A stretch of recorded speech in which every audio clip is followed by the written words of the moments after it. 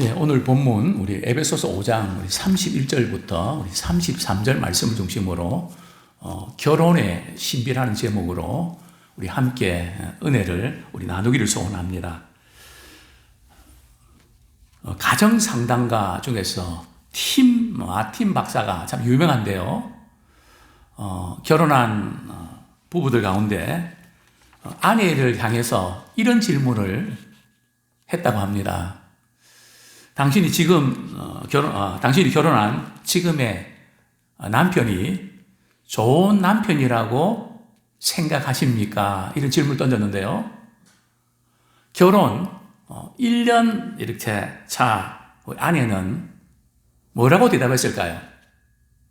98%가 예라고 대답했습니다. 지금 남편이 참 좋은 남편입니다. 자, 결혼 2년 차는요? 56%가 지금 남편이 좋은 남편입니다. 10년 차가 되니까요. 어떻게 됐을까요? 올라갔을까요? 내려갔을까요? 겨우 말이죠. 6%만이 좋은 남편입니다. 근데 놀랍게도 말이죠. 근데 쭉 이렇게 시간을 이렇게 계속 흘러가는데 20년 차 된 아내들에게 말이죠. 지금 남편은 훌륭한 남편입니까? 물었더니 어떤 대답이 나왔을까요? 무려 96%가 예라고 대답했답니다. 그 왜 그럴까요? 여기서 우리가 알 수 있는 것은 결혼은 한 20년 동안 지지고 볶고 해봐야 서로를 이해하게 되고 그러면서 다시 한번 그 가치를 알게 된다는 것이죠. 대단히 중요한 그런 대목입니다. 오늘 저는 참 부부 간의 이 좋은 관계가 어떻게 가능할까? 성격이 좋으면 가능할까요? 서로 수준이 비슷하면 괜찮을까요? 신분이 비슷하면 괜찮을까요? 그것이 어떻게 가능할까요?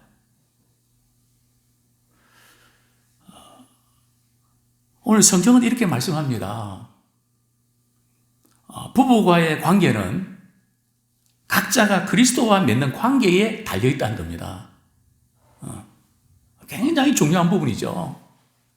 그래서 저는 우리 자매들에게, 청년들에게 그렇게 이야기합니다. 남편의 사랑을 많이 받고 싶거든 신실한 믿음의 남자친구와 교제하고 가정을 이루어라. 여기 교회만 다닌다고 되는 게 아니고요. 무슨 목회자 자녀, 또 직분자 자녀라고 되는 게 아니고요.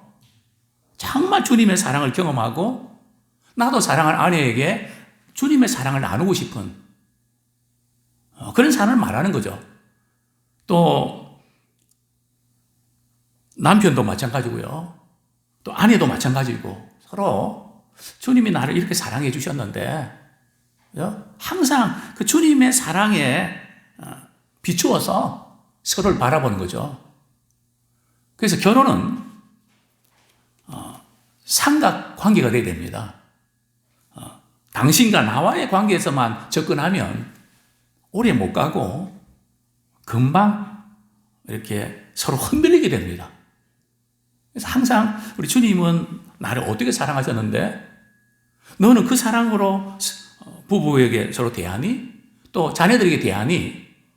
항상 그 방향이 바로 잡혀 있는 가정은 건강합니다.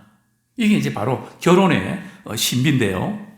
결혼은 어떤 전통이라든지 문화라든지 관습에 의해서 이루어진 게 아니라는 거죠. 결혼 제도가 어디서부터 시작된지 아십니까? 남들이 다 하니까 행복을 위해서 그냥 하는 겁니까? 그건 아닙니다. 결혼의 이 제도 출발이 최초의 결혼이 어디서 이루어진지 아십니까? 최초의 결혼 장소가 웨딩홀이 어딘지 아십니까? 바로 에덴 동산입니다. 최초의 주례자가 누군지 아십니까? 저는 아닙니다. 우리 하나님이십니다. 하나님이 최초의 주례자고요. 신부가 누굽니까? 미스터 아담입니다. 미스터 아담이죠. 신랑은 미스터 아담입니다. 신부는요, 미스입니다. 미스합니다. 하와. 하객은 몇 명일까요? 하객은 한 명도 없습니다. 축의금은 얼마나 들어왔을까요? 역시 없습니다. 연애도 없었던 것 같고요. 그런데 하나님께서 주례를 하셨습니다. 그런데 이 아담과 하와가 우리하고 조금 다른 독특함이 있습니다. 뭐가 독특할까요? 우리는 아빠, 엄마를 통해서 남자가 누군지, 여자가 누군지를 경험하면서 살아왔습니다. 근데 아담과 하와는요, 부모가 없잖아요. 부모 없이 그냥 이렇게 사람이 돼갖고 말이죠, 결혼하게 됐잖아요. 이게 굉장히 중요합니다. 모델링이 없는, 그 모델이 없이 이렇게 결혼한 가정들은, 또 부부들은 어떻게 할 줄 모릅니다. 남편이, 아내가, 부모가 어떻게 될지. 왜냐면 본 것이 없으니까요. 근데 가정에서 보고 또 이렇게 자라면서, 이런 아내가 되어야 되는구나, 이런 남편이 되어야 되는구나, 이것을 보고 배우는 건 대단히 중요합니다. 그렇기 때문에 사실 아담과 하와는 상당히 좀 불안한 어떤 면이 있는 것은 사실입니다. 자, 어쨌든 결혼제도는 누구로부터 시작됐다고요?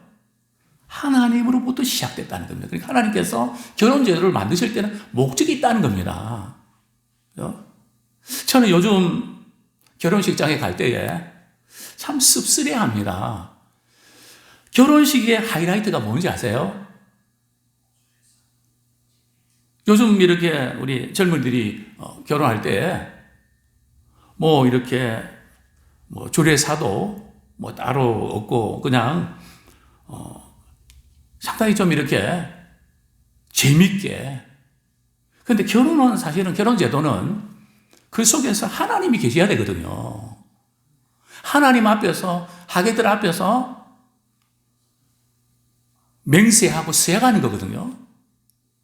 굉장히 중요한데 이 중요한 부분들을 이렇게 소홀하게 여겨서 근데 벌써 부부 관계가 결혼식장부터 흔들린다는 거죠.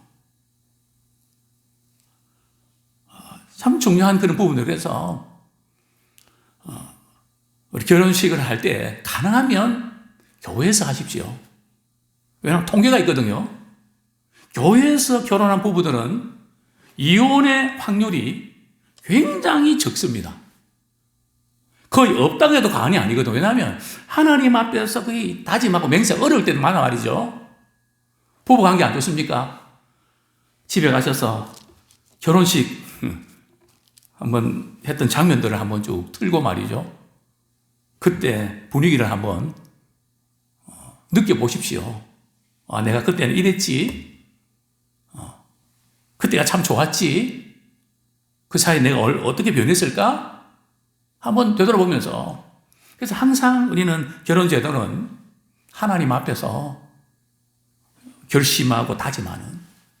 또 이제 저희 교회는 결혼하기 전에 부부학교를 하게 됩니다. 한 10주 동안 하게 되거든요. 꼭 이 과정을 밟으십시오. 모든 분들이 이게 또 이렇게 결혼을 앞두고 있는 분들에게 시간 갖기 원하는 분들은 제가 시간을 내드립니다. 왜냐하면 결혼 준비는 많이 하는데 정말 이 결혼이라는 제도가 어떤 제도인지 어렵고 힘들 때 어떻게 마음가짐을 가지고 위기를 극복해야 될지 전혀 그런 준비가 되어 있지 않는 상태에서 주워 들은 이야기만 가지고 대처하다 보니까 굉장히 힘들어집니다.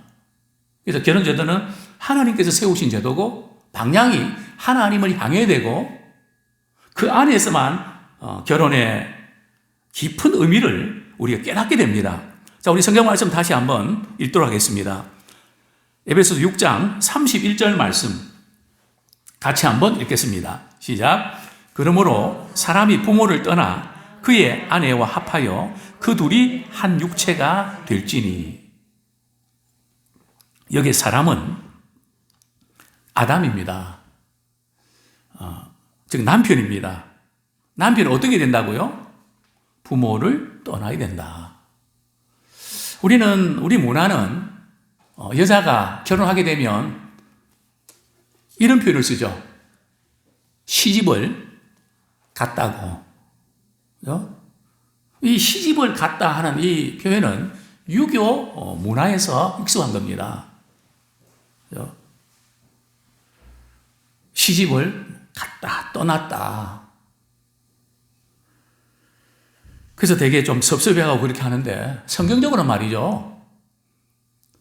우리 남자도 부모를 떠나야 됩니다. 그것은 뭐 부모를 가까이 하지 말고 부모를 잘 섬기지 않아도 된다는 그런 말이 아니고요. 부모를 떠나라는 의미는 우선순위가 부모가 아니라 부부가 되어야 된다는 겁니다. 그래서 우리는 요즘 뭐 여러 맞벌이 부부가 많고 그러다 보니까 이제 부모님들이 우리 손주들을 봐주고 뭐 그런 경우들이 많지 않습니까? 그럴 때 부모가 생각할 때 우리 아이들, 손주들을 왜 이렇게 키우는가 마음에 안 들 때도 있습니다. 저렇게 하면 안 되는데, 물론 그럴 때 우리가 조언을 주는 것도 필요하지만 항상 우리가 기억해야 될 것은 어떻게 해야 된다고요? 부모를 떠나야 된다. 즉 부부가 삶의 우선순위 1순위라는 거죠. 물론 우리가 조언하고 바른 방향으로 우리 하는 것이 필요합니다. 그러나 우리가 이렇게 좋은 의도를 가지고 뭐 이렇게 하려고 했던 것이 오버가 돼서 부부 관계가 이렇게 흔들리도록 하면 안 됩니다. 여기에 부모를 떠나라는 것은 말이죠. 부모로부터 의존하고 그러지 말고 육체적으로, 정신적으로, 경제적으로 그런 부분에서 독립하는 그런 마음을 가지고 살아내야 된다는 겁니다. 무슨 문제 생기면 엄마 이거 어떻게 해야 돼요? 이렇게 하면 안 되죠. 부부가 서로 그 부분을 문제를 나누고 서로 의논하고 그게 1순위란 말이에요. 물론 부모님에게 조언을 구하는 거 필요합니다. 그럼 아내 모르게, 남편 모르게, 물론 어떤 경우들은 모르게 해야 될 때가 분명히 있습니다. 그러나 항상 우선순위는 남자들은 부모를 떠나지 않기 때문에 문제가 생기는 경우들이 많이 있습니다. 그래서 결혼하게 되면 남자는 부모를 떠나야 된다. 그래서 우리 부모들도 내 자식이라고 하는 그런 것 때문에 미련 갖고 그러지 말고 떠나보내는, 우리가 독립적으로 그렇게 살아갈 수 있도록 뒤에서 우리는 서포트하고 돕는, 항상 이렇게 오버하면 안 된다는 거죠. 자, 두 번째는요, 부모를 떠나 그의 아내와 합하여. 여기에 그 아내와 합하다는 의미가 뭘까요? 이 합하다는 것은 연합한다는 의미입니다. 연합한다는 의미는 지금까지 내가 남자로서 살아왔던 삶의 방식, 그것을 결혼한 이후에도 그대로 유지하려고 하면 안 된다는 거죠. 시간도 서로가 조율해서 가정의 유익을 위해서 맞춰야 되고, 간혹 그런 분들 보게 됩니다. 토요일 되고 이러면, 주말 되면 그냥 좀 우리 식구들과 같이 좀 시간 보내고 좀 그래야 이제 되는데, 그냥 휴일되고 그렇게 시간이 나면 그냥 자기는 혼자 그렇게 다니는 게 좋다고, 그러면 안 되는 거거든요. 아무리 좋아도 결혼한 이후에는 가족들 생각하고 자녀들 생각하고 그것이 합하는 겁니다. 그러니까 결국은 결혼한다는 것은 내 중심적인 삶의 패턴을 내려놓는다는 거거든요. 그리고 가족을 위해서, 아내를 위해서, 자녀를 위해서 거기에 맞추는. 근데 그렇게 안 하고 그냥 혼자 말이죠.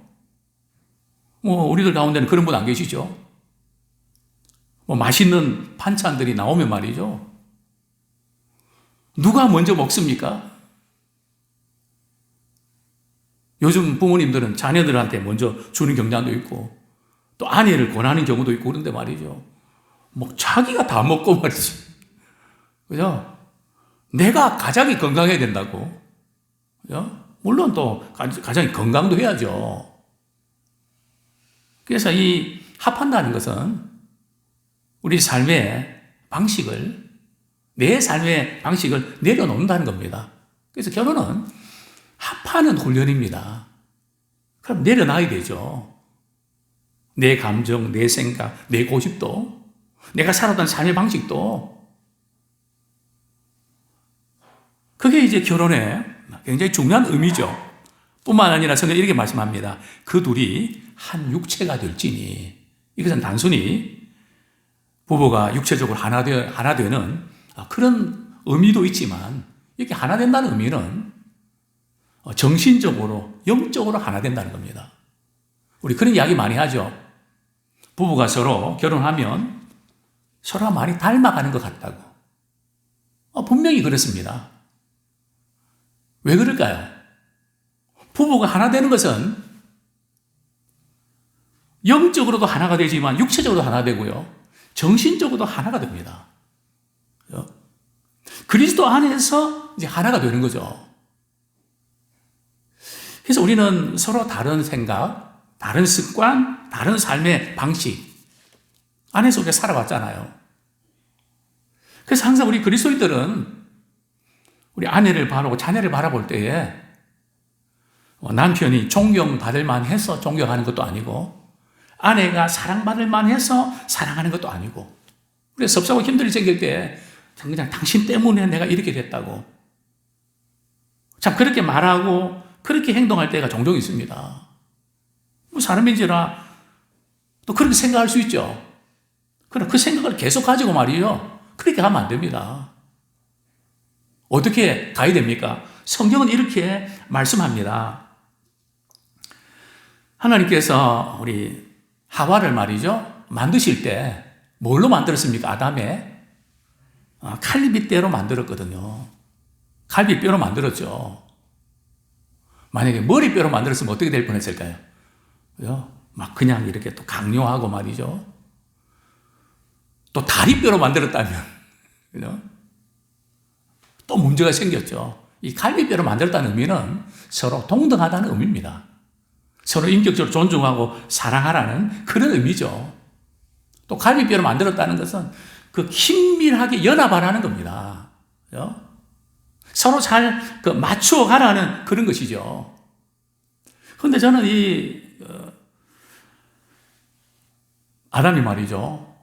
깊은 잠을 자고 하나님께서는 아담의 말이죠. 갈비뼈를 취해갖고 하나를 말이죠. 취해갖고 그럼 하나가 비잖아요.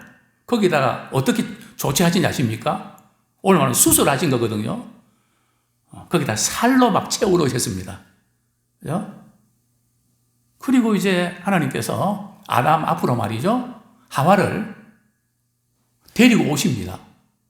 그때 아담이 말이에요. 감탄사를 터뜨리죠. 어떤 감탄사를 터뜨립니까?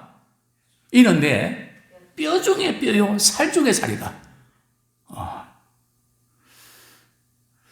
저는 궁금한 게 있습니다. 하나님께서 아담에게 말이죠. 아담아, 너 이 아름다운 이 아내 하와 어떻게 만들었는지 아니? 너 자는 동안에 내가 너 갈비뼈를 빼갖고 그래서 만든 거란다? 그렇게 말을 해주셨을까? 안 해주셨을까? 저는 그게 알고 싶습니다. 근데 성경 전체 맥락에 보면 안 해주신 것 같아요. 그 다음 아담이 말이죠. 딱 보고 말이죠. 알아맞춘 거거든요. 이는 뼈 중에 뼈요, 내 살 중에 살이다. 이게 우리 연애할 때 서로 사랑할 때 그 감정 아닙니까? 근데 결혼 10년차 되면 뭐라고 표현합니까? 내 뼈 중에 뼈요, 살 중에 살입니까?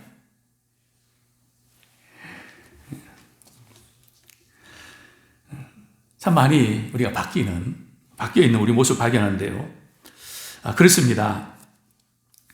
성경은 또 이렇게 말씀합니다. 우리 32절 우리 같이 한번 읽겠습니다. 시작. 이 비밀이 크도다. 나는 그리스도와 교회에 대하여 말하노라. 그러니까 바울이 에베소 교인들에게 부부의 관계를 이렇게 설명하면서 어떤 비유를 드십니까? 그리스도와 교회의 관계에 비유를 드십니다. 무슨 의미일까요? 즉 가정은 그리스도 중심이 되어야 된다는 겁니다. 주님이 우리를 어떻게 사랑하신 것처럼 우리도 서로를 향해서 그렇게 봐야 된다는 거예요. 만약 이것이 이루어지지 아니하면 끝없는 평행선을 그립니다. 끝없는 평행선을 그립니다. 결혼의 교차로가 어딘지 아십니까? 서로 생각이 다르고 마음이 다르고 그냥 너는 너고 나는 나고 그냥 우리 각자 그래 사는 거다. 그냥 네 마음대로 해라 그냥. 서로가 마유이 고집하면서 끝없는 평행선을 그립니다. 교차로가 있어야 되거든요. 교차로가 뭘까요? 주님의 말씀입니다. 주님이 나를 어떻게 사랑하셨지? 또 주님이 가장 가까운 사람을 이렇게 사랑하라 그랬는데 또 가장 가까운 사람을 사랑 못하면서 남들한테는 잘한다고 그냥 그게 말이 되냐 그게? 성경에 보면 등불을 말이죠 이렇게 비추는데 등경 이렇게 덮는 말이죠. 그런 삶이 어디 있냐? 빛은 비추게 하기 위한 거지. 그러면서 어디를 비추라고요? 가정을 비추는 거니까 우리는 가장 가까운 데서부터 빛이 멀리 나가야지. 그죠? 가장 가까운 아내와 남편과 자녀들 울고 있는데 그냥 밖에 나가서 말이죠. 뭐 대단한 것처럼 말이죠. 강의도 잘하고 인기도 좋고 돈도 잘 벌고 말이죠. 그게 아니라는 거죠. 저는 그렇게 표현합니다. 잔잔한 호수에 돌을 딱 던지면 말이죠. 파물이 어떻게 있나요? 어렸을 때 참 저희들이 놀이문화가 없다 보니까 호수에 가면 하는 게 있죠. 돌을 주워다가 말이죠. 몇 방 튕겼냐고 말이죠. 저는 그거 보면서 자세히 봅니다. 돌이 딱 떨어지면 말이죠. 그러면 그 떨어진 곳을 중심으로 해서 파문이입니다. 사랑의 파문도 내가 있는 이곳에서부터 확산되는 겁니다. 그게 바로 그리스도와 교회의 관계. 그리스도께서 자신의 생명을 내어주시면서까지 성도들을, 교회를 사랑하지 않았습니까? 그래서 어제도 말씀드렸습니다. 남편은 우리 아내보다 말이죠. 사랑의 용량이 커야 됩니다. 사랑의 크기도 커야 되고요. 근데 그게 이제 반대가 되면 남편은 사랑이 없고 아내의 사랑이 그냥 큰데 그게 충족이 됩니까? 계속해서 언밸런스가 나는 거죠. 성경은 그렇게 말씀하고 있지 않습니다. 남편들아 아내를 사랑하기를 그리스도께서 교회를 위해서 자기 목숨을 내어주신 것처럼 그렇게 사랑해라. 바로 그리스도와 이 교회의 이 관계가 바로 그런 의미가 있음을 우리는 보게 됩니다. 또 무엇보다도 우리가 서로를 바라볼 때 말이죠. 남편이 나한테 얼마나 잘해줬는가, 얼마나 못했는가. 거기에 좌우되거나 흔들리면 안 된다는 거죠. 물론 잘해주면 얼마나 좋겠습니까? 또 아내가 잘해주면 또 얼마나 좋겠습니까? 성경은 남편이 아내를 사랑하고 아내가 남편을 존경하는 거 잘하기 때문에, 잘못하기 때문에 거기에 이제 좌우되면 안 된다는 거죠. 물론 그것이 우리가 살아가는 동안은 필요합니다. 그것보다 더 중요한 게 있다는 거죠. 하나님께서 이 사람을 나의 아내로 짝지어 주셨다는 거죠. 아내가 되게 하셨고 남편이 되게 하셨다고. 누가요? 하나님이.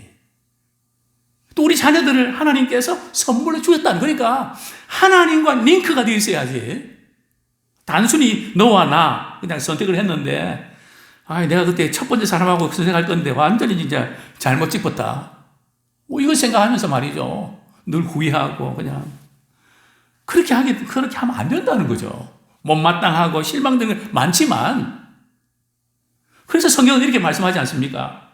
하나님께서 마태복음 19장 6절에 보면 부부란 하나님이 짝져주신 관계입니다. 그래서 우리 결혼식 때 이런 말씀을 많이 드리지 않습니까? 하나님이 짝져주신 것을 사람이 나누지 못할지니라. 하나님께서 나에게 진정한 아내와 그 남편을 만나게 주셨다. 아무쪼록 가정은 하나님 중심이 되어야 됩니다. 항상 문제가 생길 때에 하나님이 나한테 어떻게 했지? 모든 인간관계는 말이죠. 거기서부터 출발하고 그럴 때에 모든 인간관계 극복이 됩니다. 아니면 인간관계 극복이 안 돼요. 저도 목회자지만 정말 이 인간관계 때문에 많이 힘들었습니다. 저는 이전에 좀 큰 교회에서 목회를 하면서 제가 부교육자로 있으면서 제가 무슨 말을 하면 다 따라주고 무슨 모임을 가지면 100%거든요. 얼마나 마음이 하나가 되고 안 되는 게 없었거든요. 그러나 단임 목회를 하면서 느끼는 것은 인간관계가 왜 이렇게 힘든가. 환장이라는 거 아십니까? 두작이 아니고 환장. 참 환장할 것 같단 말이죠. 이 목회 도저히 이건 아니다. 너무너무 힘들고 말이죠. 어떤 때 너무 머리가 아파서 말이죠. 벽에 대고 막 받은 거 있죠. 생각하는 게 너무 힘들고 말이죠. 막 머리를 벽에 부딪히면서 말이죠. 얼마나 괴로웠는지. 내가 그렇게 잘하려고 했는데 어떻게 그 사람이 나한테 그럴 수가 있을까? 막 피가 거꾸로 솟는 것처럼 말이죠. 도저히 풀 수가 없는 겁니다. 그러나 이런 관계를 풀 때에 저는 예수님의 십자가 사건, 예수님 배신당하고 억울함을 당하고 모욕당하고 이럴 때 우리 예수님은 어떻게 하셨지? 주님, 저도 이런 인간관계 많이 힘들고 도저히 못 견디겠는데 주님은 어떠셨어요? 울먹이면서 말이죠. 저는 이것 때문에 많이 힘든데 주님은 어떠셨어요? 주님은 어떻게 참을 수가 있으셨어요? 십자가에 못 박힌 주님 바라볼 때 말이죠. 그 주님의 사랑이 제게 넘어오면서 미운 마음도 슬픈 마음도 극복이 되는 거 있죠. 어떻게 해요? 마치 커피에 풀임이 녹듯이 한 번 또 그랬고요. 또 그러고요. 이야, 정말 놀랐구나. 십자가에 주님 바라보면 모든 인간관계에 얽혔던 부분들이 다 풀어지는구나. 그러면서 제가 30년 달려왔습니다. 지금도 저는 예민하기 때문에 어떤 지역을 가면 그 지역에 있던 우리 성도님 생각하면서 때론 마음 아픕니다. 불쑥불쑥 말이죠. 아무개 집사님은, 아무개 권사님은 참 좋은 그런 관계를 갖고 있는데 또 서로 좀 불편한 게 있을 때에 속상합니다. 그게 잊혀버리면 되는데 불쑥불쑥 그냥 올라옵니다. 그때마다 내가 부족해서 그렇지 그렇게 또 생각하지만 그것만 가지고 되는 게 아니거든요. 그래서 항상 우리는 부부가 서로 주님이 나를 어떻게 사랑하셨는가, 주님이 우리 가정의 주인이 되어 주시고 주님의 사랑을 우리가 흘러보내는 항상 그 주님을 중심으로 삼각관계로 승리하는 진정한 행복한 그런 가정 되기를 축원합니다.